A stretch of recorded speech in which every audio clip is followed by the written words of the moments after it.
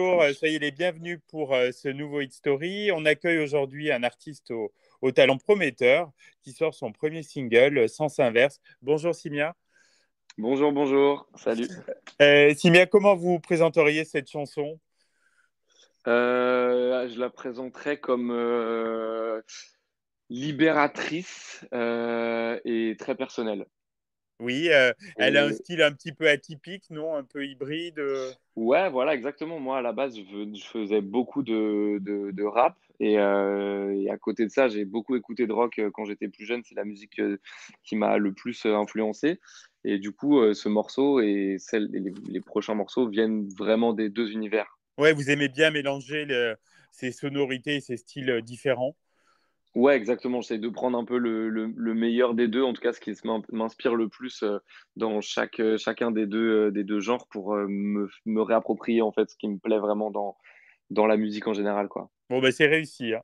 Et bah, c'est très gentil, merci beaucoup. Dans quelles circonstances il est né le morceau? Est-ce qu'il y a eu un déclic particulier?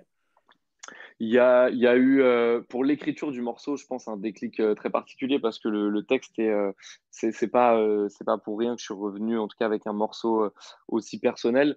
Il y a eu un déclic, je pense, en tout cas dans l'écriture, parce que j'ai pris conscience de plein de choses qui m'ont amené à faire cette musique aujourd'hui, en fait, et notamment des moments, peut-être des moments un peu difficiles Oui. dans les dernières années. Et par contre, musicalement, il est né. C'est pas le premier morceau que je crée dans cet ADN.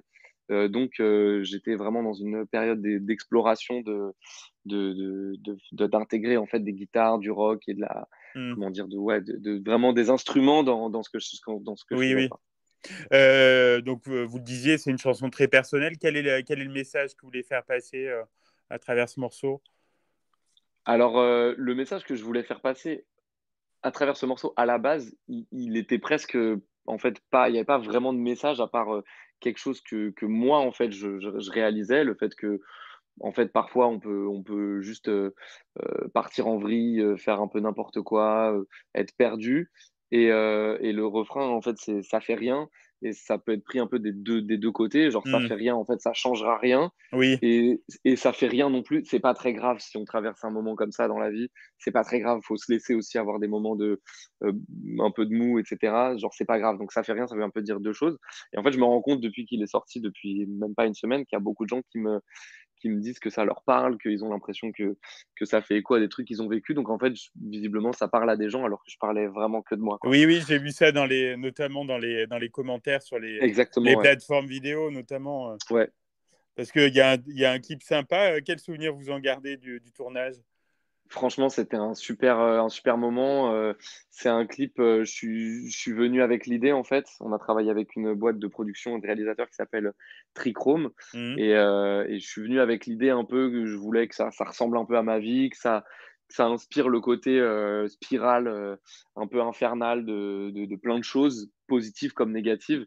Et qu'en fait, juste, c'est ça qui résume et qui symbolise bah, la vie d'un jeune parfois, les bons côtés et les mauvais côtés qui en fait se mélangent pour former juste la réalité, quoi. Et Oui, donc je oui. voulais que le Ouais. clip soit vraiment très réaliste et c'est pour ça que tout est filmé d'un point de vue et pas du tout d'un point de vue extérieur. En fait, c'est je Oui. portais un casque Ouais. sur la tête et je filmais moi-même ce qui se passait.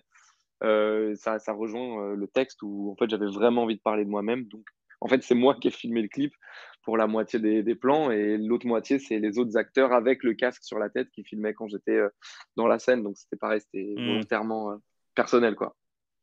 Quel a été votre parcours, Simia, ces dernières années? Je crois que vous n'avez pas chômé. Non, j'ai pas chômé ces dernières années. Si on regarde sur les 4 dernières années, j'avais sorti un premier EP juste avant Oui. le confinement, qui était beaucoup plus rap, qui s'appelait Spécial, Hmm. que j'avais fait en parallèle en fait de la fin de mes études. J'avais fini que je finissais mes études de sciences politiques, donc j'ai bossé un peu entre la musique et mes études. Et là, ces 2 dernières années, pour le coup, ces 3 dernières années complètement focalisé sur ce nouveau projet et sur vraiment la conception de, de- d'une identité, d'un truc qui me ressemble vraiment à 200%. Et je peux dire que, en tout cas, personnellement, j'y suis arrivé. Je suis hyper content des morceaux que j'ai créé. En vrai, le confinement y a été pour beaucoup aussi, le fait de se Oui, retrouver un pour peu. beaucoup d'artistes, hein, j'ai l'impression. Ouais, ouais, ouais, ouais. C'est bizarre, hein, parce qu'à la fois, ça nous a handicapé énormément. Moi, j'ai beaucoup de dates qu'on sautait. Et oui, oui. C'était difficile de faire des tournages ou même de. Et en même temps, bah, ça m'a forcé à me concentrer sur l'essentiel. Et en fait, j'en suis arrivé à faire la musique que je cherchais à faire, on va dire, depuis le début, quoi. Hmm. Donc, quand même pas mal de choses que le confinement a donné, peut-être que le Covid, indirectement, a créé, quoi. Vous avez signé au sein du label Polydor. On imagine que Ouais. ça aide à développer vos projets musicaux. Ouais, ça a été une sacrée consécration. Franchement, si on m'avait dit ça il y a quelques années, j'y aurais pas cru. Et en vrai, ça s'est fait hyper bien en plus, que j'avais déjà beaucoup de morceaux. Donc en fait, quand ils ont écouté, qu'ils étaient partants pour qu'on travaille ensemble, je savais qu'ils le faisaient en connaissance de cause et moi je savais aussi que du coup j'avais déjà beaucoup de matière pour commencer cette collaboration. Donc franchement, c'était idéal quoi. Est-ce qu'il y a déjà une date pour la sortie d'un album? Ou alors c'est un projet. Oui. Je crois que j'ai pas trop le droit d'en dire plus D'accord, ok. pour Bah, l'instant, enfin, vous travaillez mais sur de nouvelles chansons exactement. et Ouais, il y en a beaucoup qui sont prêtes et évidemment que ce premier titre viendra pas sans quelque chose en soutien. d'accord. Et de la scène également, vous devez attendre ça, non?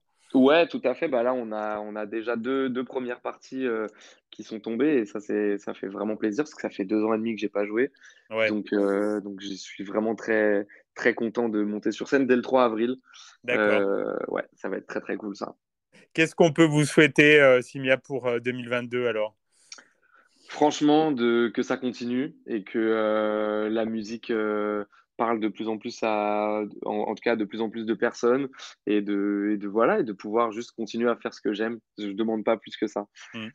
Et bien justement, on va se quitter en faisant découvrir, je pense, pour une grande partie de notre public, Sens Inverse. Voilà, on espère que ça va leur plaire. Je vous dis merci, Simia, et à très Merci bientôt. à vous, merci beaucoup.